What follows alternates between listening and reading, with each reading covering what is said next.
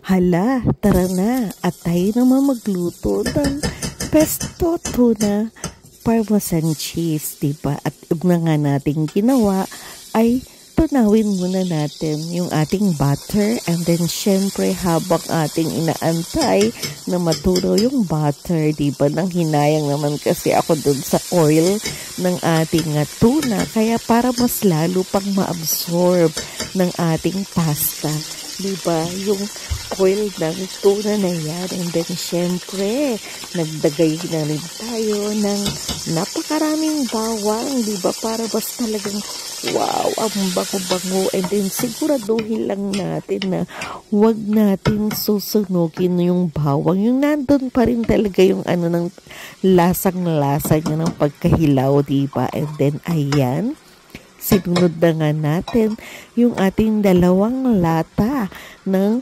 tuna. Ayan, halu-haluin lang nating mabuti, diba? And then syempre make sure lang na atin itong lulutuin ng gusto. And then eto na nga, meron ako sa maliit na bote o more than half naman siya, pero dahil wala naman akong stock, diba? Pero ayan, binuhos na rin natin lahat talaga, diba? Yung ating pesto, ano pa?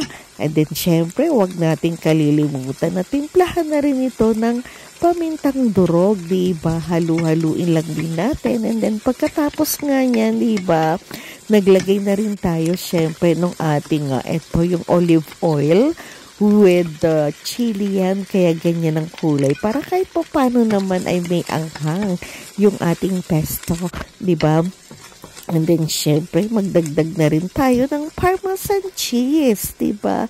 Ayan na nga, hinalo ko na. And then syempre makikita nyo naman na medyo nagiging sticky na yung ating pesto tuna dahil nga sa parmesan cheese na yan, diba? And then syempre eto nga yung niluto ko or yung nilaga na natin, diba? Or pinakuluan na natin yung ating macaroni. 900 grams siya, medyo tinansya ko pa nga yung ating macaroni, pero syempre binuhos ko na rin lahat, diba?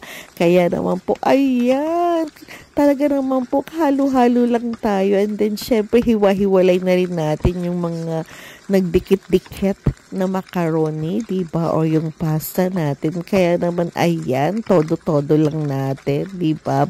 And then syempre magdagdag na rin tayo dyan ng ating parmesan cheese, diba? Or pwede rin naman pagkakuha nyo, diba, maglagay din kayo uli ng parmesan cheese. Nasa sa inyo na yan, diba? Pero syempre ako, dinagdag ko na rito habang hinahalo-halo ko yung ating parmesan o yung ating pesto na yan, diba? Kaya ayan, talaga naman po katakam-takam, diba?